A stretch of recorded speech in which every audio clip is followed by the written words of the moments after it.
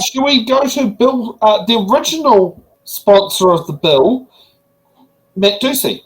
Doocey's actually, I've been looking at Doocey. I think he's probably the most based member in the National Party. Yeah. On behalf of the government, in support of the Pae Ora Healthy Futures Improving Mental Health Outcomes Amendment Bill in its second reading. Hey, look, it feels a long time ago that I sat on that side of the House, Mr Speaker, watching the then Labor government putting together their big flagship reforms of the Pae Ora health reforms, going and listening through their strategies and understanding that there was going to be no mental health strategy.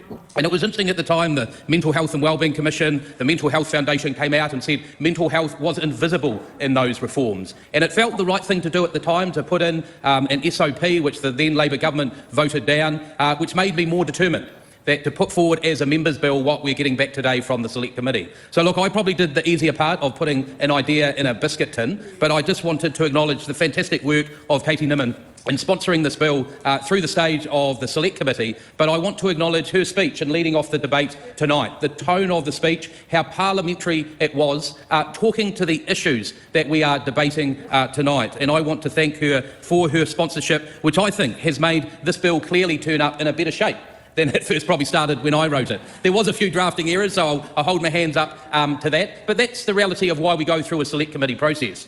And what I do know from reading the departmental report, there was 56 submissions. So there was an ability for people to have their say, to come and have the oral submissions and to be heard. And one clear theme that came through the submissions is those of lived experience, who wanted their voice to be heard. Because, of course, when there was no mental health strategy in the original bill, people did not feel heard. They did not feel listened to. They did not feel valued. So we can come up with all the apologist excuses we want of, oh, it was supposed to be around population groups.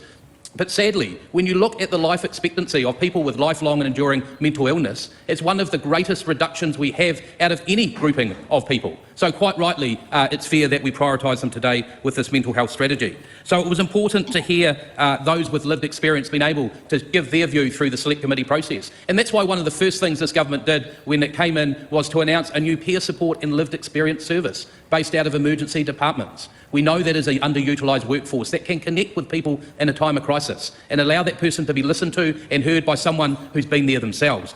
So it was great to hear that lived experience voice come through the Select Committee as well. And I do want to acknowledge some of the other speakers tonight. Debbie Ngarewa-Paka spoke about the inability to navigate through the services, which is exactly the issue we have. Our services are fragmented. They need to be joined up. And quite often people under mental distress or mental illness don't have the literacy to engage in services that maybe others just expect people to have. And it is important, and I hope through the strategy, that we do look at how we've joined up our services. Because I'm actually one of optimism, that I'm in a privileged position as I travel around the country, that we have a great range of services out there.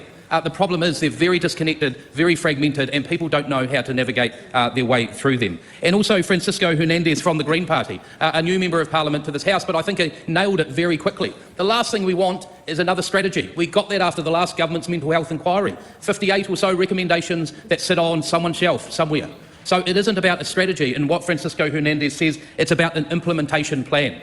And that's why I value the amendment that's come back around the commencement date of 12 months, which gives time to understand and put together that implementation plan. Because when you look at the current mental health strategy, Kwa Manawa Nui, you read it, you don't disagree with any of it. It all makes sense. But the problem is it can't tell you what's going to happen by what date. And that's what the sector is calling for as well, a clear plan, how we're going to join up the services and how we will implement and deploy them as well. And I just want to acknowledge Jenny Marcroft from New Zealand First, who talked about the conception of the cross-party mental health group. And it's brilliant to hear some of that coming through in the debate today, as fairly most speakers are coming together in support, because that's where the genesis of this happened.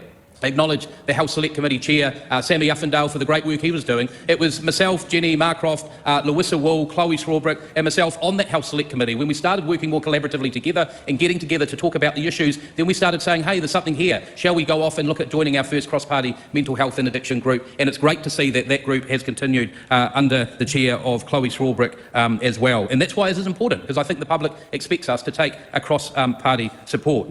So, Mr Speaker, what I do hope for this bill, once it's passed, is to the fruits of it to be an implementation plan. Quite clearly, what we need to do is increase access to timely mental health and addiction support in New Zealand. We need to grow the mental health and addiction workforce. The biggest barrier to timely care and mental health and addiction services at the moment, in my view, is the workforce vacancy rates that has ballooned under successive years. So the Labour opposition can crow that we don't have a workforce plan, but the reality is, Mr Speaker, the Auditor-General, who I wrote to in opposition to investigate mental health after the failings that come out of the Mental Health Commission's report, that actually turned up at the start of this year saying we did not have a workforce plan. So it beggars belief, in the 6 years of the last government, we did not have no plan. So fair challenge in our first 9 months, where is the plan? But, you know, have some reflection of why you didn't have one in the 6 years when you had a chance to make a difference.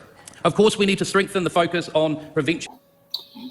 I think we've got the general gist of what he's saying. Hey, National, put this bald guy in charge. You think he might make a better Minister of Health? Yes, I also think he would make a far better Prime Minister than Luxon. The fact that he managed to get the Greens New Zealand First Act in Labour to all agree, that is impressive. It's like, oh, okay, all right then, National. I just think I think this is the guy for you. I'm not going to vote for him, but. Well, you don't live in Waimakariri, so you can't actually give him your electoral vote. No, I can't. But No. yeah, However, would you want to give your are you Māori or General? Māori. Oh, well, you can't even give your vote to Mike Butterick. No, I can't. And I don't even think you had a national candidate last election. I think you had to choose between Labour and Te Pāti Māori and Vision. Correct. Yeah. Yes. I think there's a few people who we can sit there and say that.